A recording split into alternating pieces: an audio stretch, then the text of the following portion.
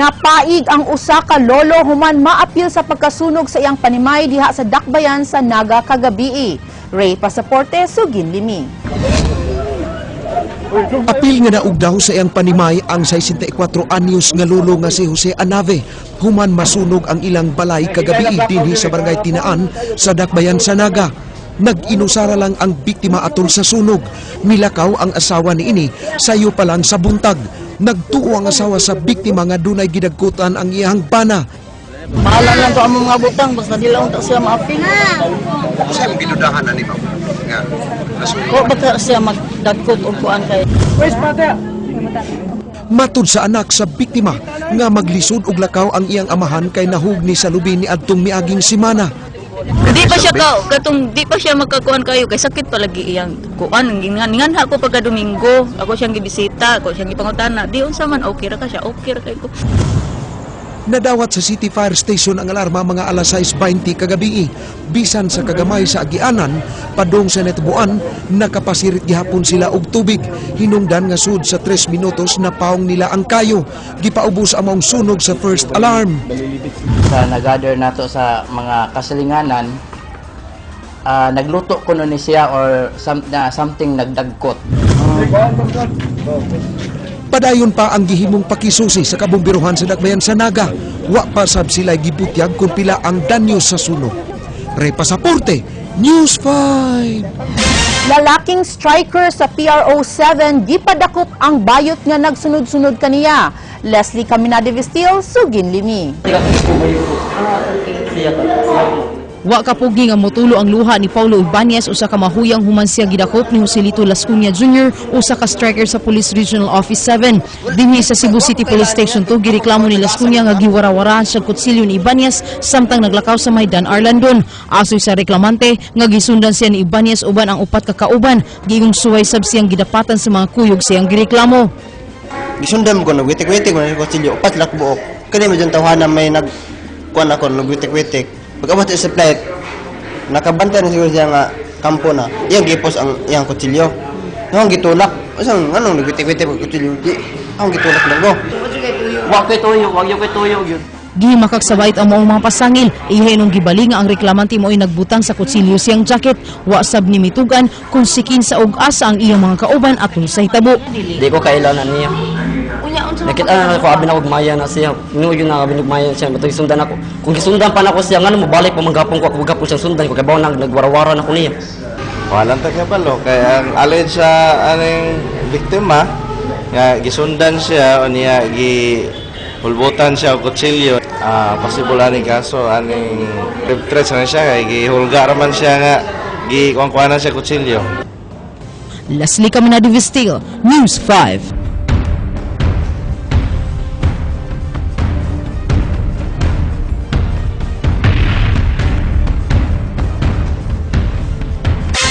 Nagkahinay na karon ang mga aftershocks sumala sa Fivox. Ganina wala nay na record nga miabot og intensity 5 nga aftershocks sukad niadtong Miyerkules, Oktubre 23, usa ka semana human sa unang linog.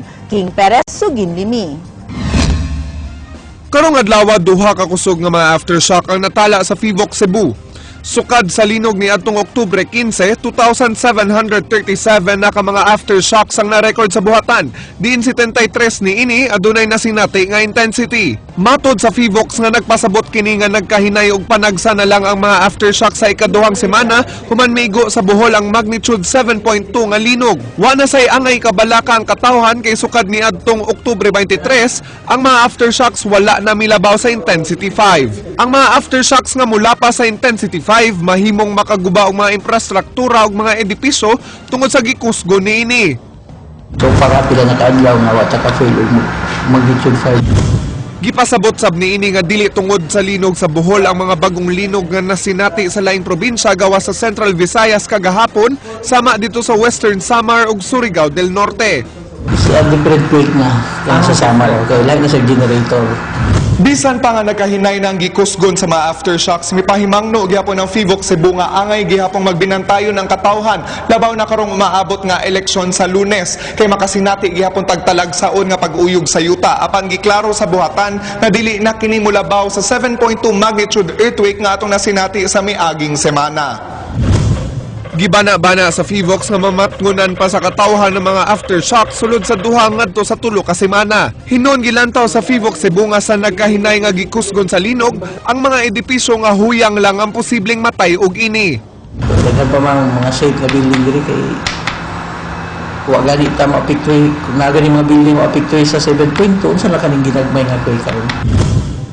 Ug tambag niini sa katawhan. So, yun na lang, mag-amping lang, magbantay, don't panic. 1,000 kilometers out away. King Perez, News 5. Gipaagi og mga pasundayag sa mga magtutudlo sa amihanang distrito sa Dakbayan sa Subo ang ilang mga nakatunan atol sa gipahigayong stress management seminar kaganihang buntag. Andrea Patenya, Sugin Limi.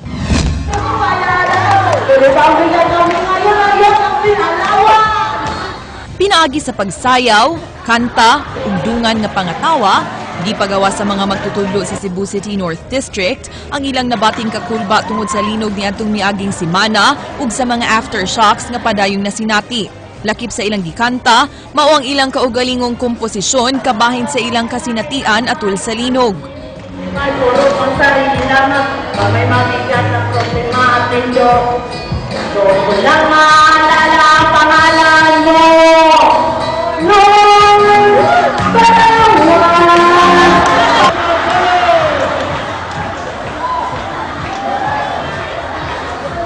Ikaw, sir, personally, kanang sa mga miaging adlaw, marag na-trauma ka? Yes, ma'am, very traumatic experience yung may tabo atong pagsakuan sa linog, pag-effect. Nakita sa Department of Education ang panginahanglan nga ipaubo sa stress debriefing ang mga magtutudlo aron andam na silang muatubang sa mga tinunaan inigbalik sa klase karong Nobyembre 4. Gipasiugdahan ang maong kalihukan sa mga sakop sa Science Identity Foundation. So dapat yun na i-debrief aron mapagawas gana siya so that condition mo will be back to a normal condition. In return, ang mga teachers nga gi-debrief karon ila po nang i-plowed back i-radiate nito sa mga bata kay ba mga bata kurat po kayo. Gawa sa stress debriefing, nakigtagbo na sab ang mga sakop sa Cebu City Disaster Risk Reduction Management Council sa mga magtutudlo aron tuduan sila kung unsaon pag-manage sa ilang mga estudyante atul sa usa ka trahedya sama sa linog ug sunog. There are 3 steps how to do. Duck, cover, and hold. Maura na siya.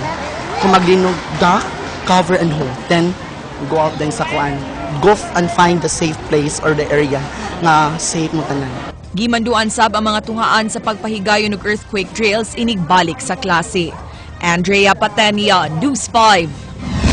Kung nagproblema ang Kapitolyo kagahapon kung asa sila og pundo sa pagpaayo sa Cebu International Convention Center karon duna nay solusyon ang maong problema human masuta nga insured di ay kini sa GSIS.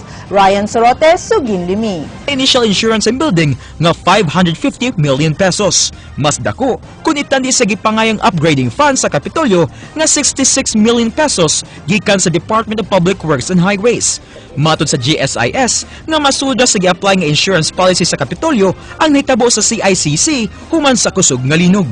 Ang Kapitolyo gi-insure nila ang ilang tanang properties o property insurance diri sa GSIS and kanang building surrounding the Capitol area. Gi-applyan sa Kapitolyo basic insurance nga fire and lightning ang maong edipisyo. Tungod sa nahimutangan niini, gi-applyan sa Kapitolyo dugang typhoon and flooding insurance ang CICC.